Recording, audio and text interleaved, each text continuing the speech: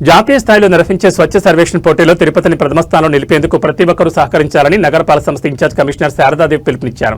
స్వచ్ఛ సర్వేక్షణ పోటీల్లో పాల్గొనేందుకు చేయాల్సిన ఏర్పాట్లపై ఇంజనీరింగ్, ఆరోగ్య శాఖ అధికారులు, సిబ్బందితో గురువారం నగరపాలక సంస్థ కార్యాలయంలో ఇన్ఛార్జ్ కమిషనర్ సమావేశం నిర్వహించారు. ఈ సందర్భంగా ఇన్ఛార్జ్ కమిషనర్ మాట్లాడుతూ తిరుపతి నగరం స్వచ్ఛ సర్వేక్షణ 2026లో ప్రథమ స్థానంలో నిలిచేందుకు ప్రజలు, అధికారులు, సిబ్బంది అందరూ సహకరించాలని పిలుపునిచ్చారు. గత ఏడాది చేసిన తప్పులు పునరావృతం కాకుండా అందరూ సమిష్టిగా పనిచేయాలని పిలుపునిచ్చారు. చెత్తను వేరు చేయడం, తరలింపు, ప్రజల నుంచి ఫీడ్బ్యాక్ తీసుకోవడం, పలు ప్రాంతాలను సుందరీకరణ చేయడంలో వెనుకబడ్డామని తెలిపారు. ముఖ్యంగా చెత్త సేకరణకు వెళ్లే సిబ్బంది ప్రజలతో మర్యాదపూర్వకంగా మెలగాలని తెలిపారు. తడి, పొడి చెత్త వేరు చేసే విధానంపై, ఫీడ్బ్యాక్ ఇచ్చే విధానంపై ప్రజలకు అవగాహన కల్పించాలని తెలిపారు.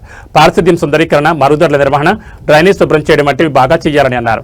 ఈ సంవత్సరం ఉత్తమ స్థానం పొందేందుకు అందరూ కృషి చేయాలని పిలుపునిచ్చారు.